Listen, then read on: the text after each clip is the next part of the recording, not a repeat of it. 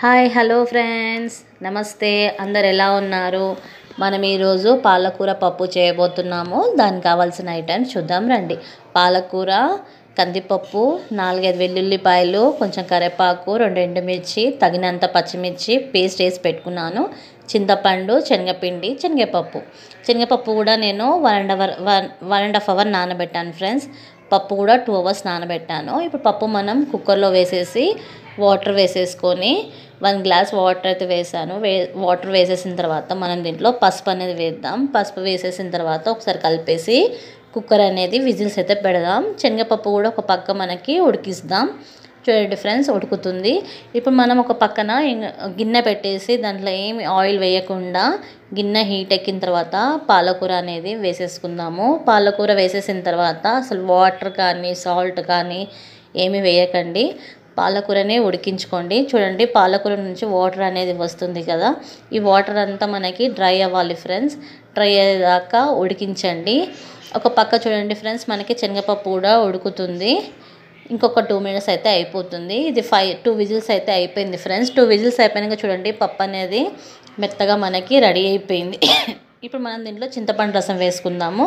చింతపండు రసం కూడా ఒకటేసారి వేసుకోండి, చిక్కగా తీసి వేసుకోండి, పలసగా వేయొద్దు. చూడండి ఫ్రెండ్స్, నేనైతే చింతపండు రసం అయితే వేసేసాను.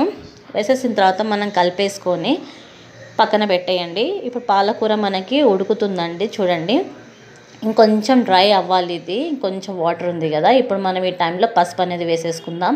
పసుపు వేసేసిన తర్వాత ఒకసారి కలిపేయండి. కలిపేసి ఒక 2 మినిట్స్ అనేది కుక్ అవ్వనివ్వండి.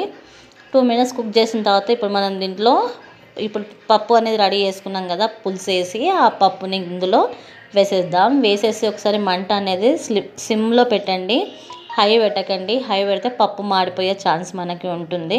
సో ఒకసారి కలపండి. కలిపేసిన తర్వాత తగినంత సాల్ట్ అయితే వేసుకోండి. నేనైతే ఇక్కడ 3 టేబుల్ స్పూన్ సాల్ట్ అయితే వేసాను ఫ్రెండ్స్. మీరు టేస్ట్కి తగినంత సాల్ట్ అయితే మీరు వేసుకోండి.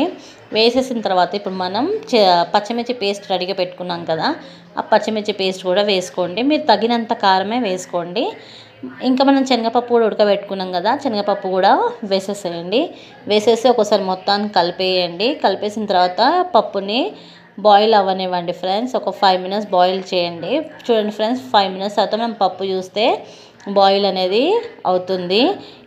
ఈ టైంలో మనం ఇప్పుడు శనగపిండి అయితే వేసుకోవాలి. శనగపిండి వేస్తున్నాను చూడండి. శనగపిండి కూడా ఎక్కువ వేయొద్దు, లైట్గా వేయాలి అంతే.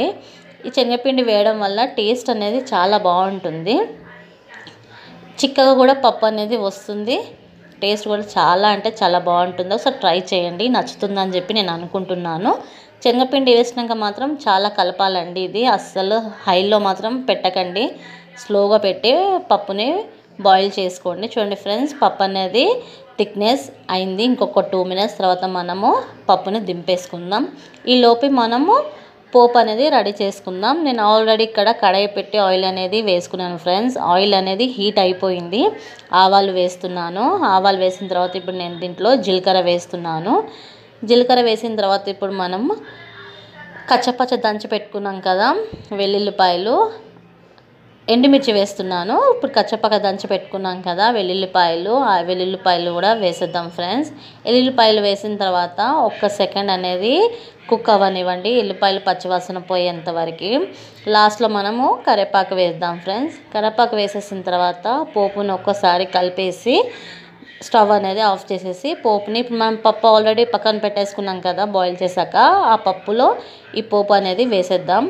పోపు వేసిన తర్వాత మీరు డక్కన పెట్టేయండి, మూత పెట్టేసి దాని ఆవిరంతా పోకుండా పెట్టండి. అలా పెట్టడం వల్ల పోపుకి చాలా టేస్ట్ అనేది వస్తుంది ఫ్రెండ్స్.